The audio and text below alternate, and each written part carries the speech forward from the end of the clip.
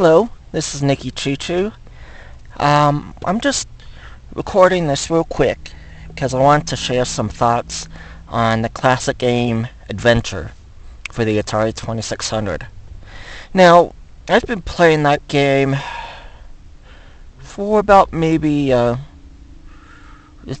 past 20 years, give or take. I'm not playing it straight the entire time, of course, playing other games, but first time I played it was about 20 years ago when I started collecting for the system. And over the past 5 years or so, I actually, beat the main game, the Game Selection 1, and I thought that was it, that there was nothing more to it than that.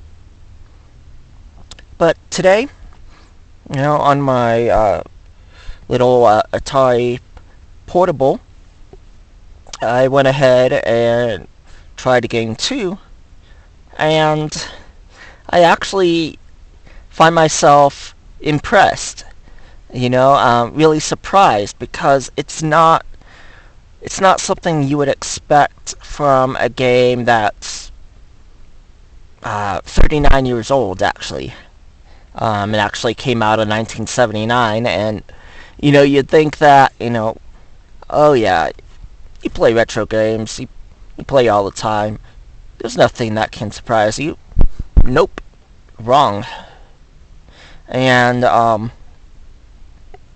it's interesting because it actually has, a feature that I didn't know about. It actually has catacombs beneath one of the castles, and it's lit only by a candle, it would seem, or a torch, and it has the same type of limited display as in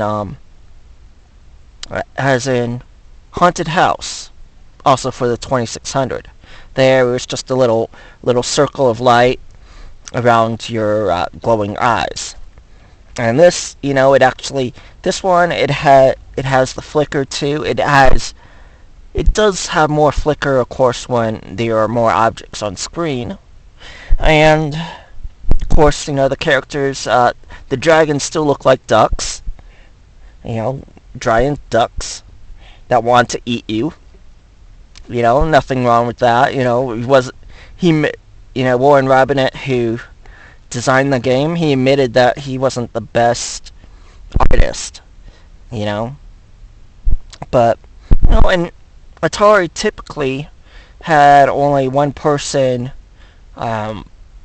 designing, programming, and debugging a single game. It wasn't game by committee, and also, there were a few games later on that did have more than one person involved. One person designing the graphics, one person designing the sound. And that's why in some cases, things are more sophisticated on the Intellivision, because they did have more than one person working on it, and some people had great skills with the design and the characters, and graphics. Another person real good with music and sounds, and then one person who had the vision, pretty much programs it, or even one person, is the designer, another one is the programmer, but still, looking at Adventure for the 2600. I definitely see this one becoming a game that I play a lot in the future. And I'm eager to beat the Game Selection 2 and go on. Try my hand at game number 3, where everything is random. That's going to be a fun challenge too. I'm thinking about it before I go. It's like, maybe that's one of the problems that people have with E.T.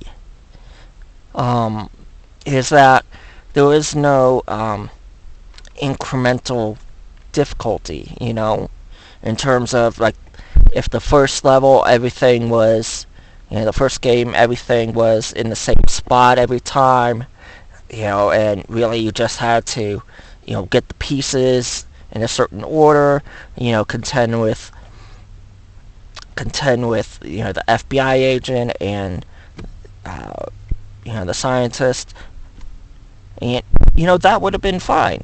Maybe it would have been a lot more challenging to program. Probably would have taken more than 6 weeks. But you know what? I'm sure that designer did the best he could with what he had. And what he had to work with probably, or actually, it wasn't very much. But anyways, just wanted to share those thoughts. And have a great Sunday.